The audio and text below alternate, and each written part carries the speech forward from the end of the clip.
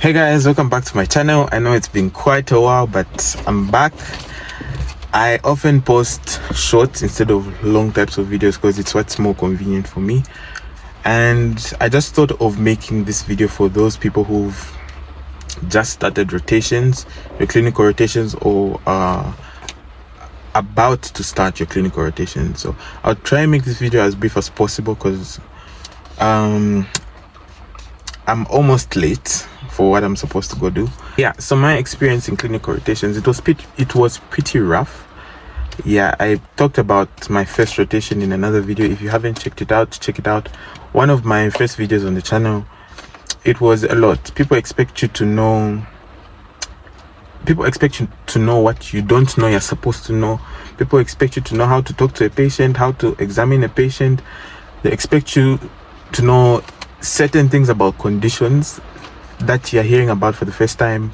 They expect you to be in two places at once. You have a class, you have a presentation on the ward. The doctors on the ward don't understand that you have a class. Like it's a lot. And the feet, I'll always go back to the feet because no one ever tells you that your feet are going to get sore. Your feet are going to get sore because you're wearing smart shoes from 8 to sometimes 22. Sometimes people don't understand that you're a student. They'll keep you to the hospital till 22. I mean, it's not illegal. You're supposed to shadow the doctors anyway. So yeah. So what I would advise you guys to do is focus on the books. Leave history out, especially those of you who write mid-rotation exams. Focus on what's in the books. Find out what the important topics are in the department that you're in and read those. After mid-rotations, focus on history taking and physical examination because history taking and physical exam are not going to come in your mid-rotation. And get acquainted with the common diseases.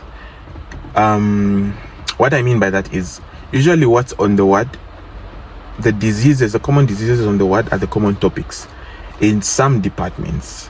Yeah, so find out from your seniors, if you have seniors, what the common conditions are and make sure each day at least you try do one or two. Yeah,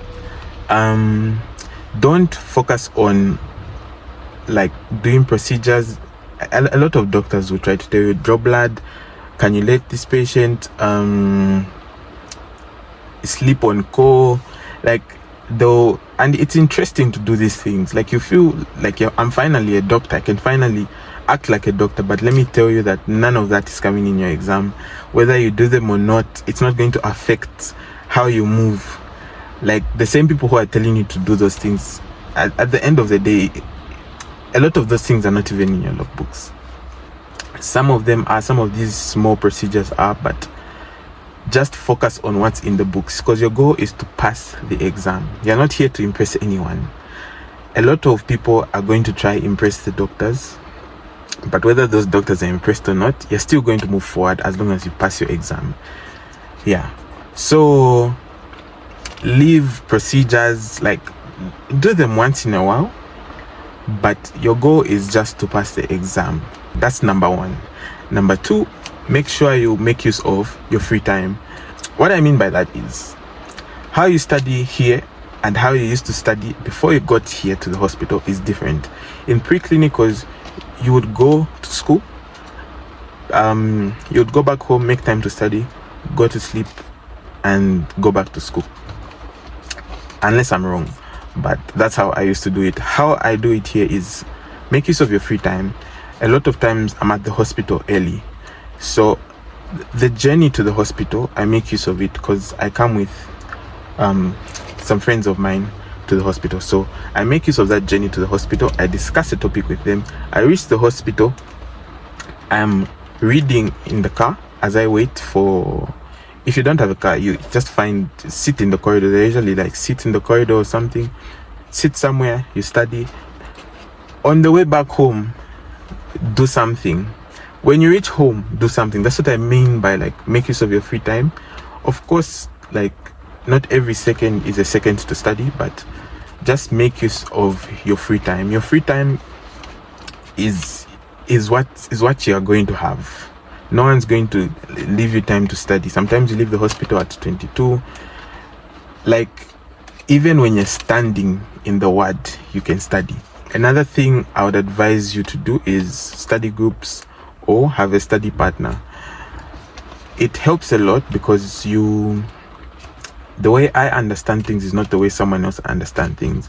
I make a lot of patterns in my head and mnemonics, and the way someone else understands the same topic I've studied is a bit different. Sometimes I may think I've studied everything that's important and left out what's not important, but when someone else studies the topic and we discuss it, they'll remind me that what I have done is not important, or they'll teach me something that's important from that topic. Yeah, so make use of study groups each and every day, or a study partner, and keep each other accountable. If you see your friend is slacking, try pull them up. Like, just move like this. That's what I would advise you to do. If you see your friend is slacking, pull them up. When you're slacking, hopefully they pull you up.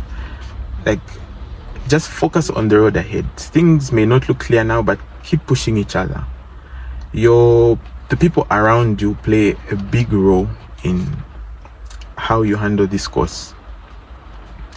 It gets overwhelming almost every day, and if you don't really have a strong support system around you,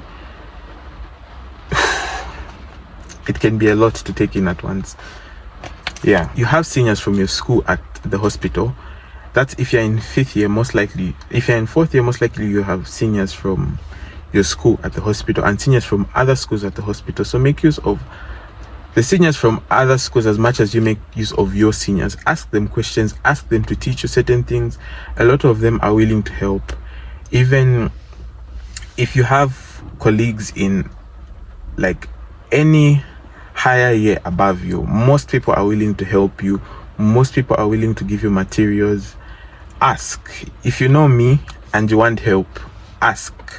If you want to learn how to do something, ask. If you want someone to explain a topic to you, ask. Asking is it's one of your biggest weapons. Ask the doctors. Sometimes it may seem like a dull question, but just ask. People will laugh at you for asking, but ask. Yeah, I'll advise you to ask for help from anyone you can ask. If it's one of your colleagues, ask. Aside from that, take time to relax. A lot of the videos I make is me relaxing. It may look like I'm relaxing all the time, but that's not the case. So I always make time. Well, let me talk about last year. I used to make time in each rotation at least once a month to relax. So, or at least once a month, I would purposely miss a day of school just to sit in bed and watch movies. And that would be a random day, like a Monday, for no apparent reason.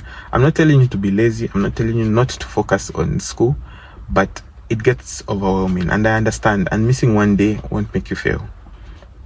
Yeah, so like, structure how you relax properly, because I would miss one day in a month.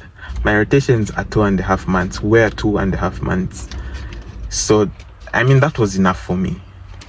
As you go on, it does get easier. You get used to the system. You make your own system. You realize what's important, what's not important. You realize who's wasting your time, who's not wasting your time. Because not every doctor that seems like they're teaching you is teaching you things that are going to come in your exam. Just keep moving forward. That's what I would advise. Things look blurry. The road ahead looks blurry, but just keep going. If you don't understand something, just keep moving. Don't give up. You don't need to be the best. You don't need to be the smartest. All you need is perseverance. Perseverance, and as I've mentioned above, hold each other, keep each other accountable.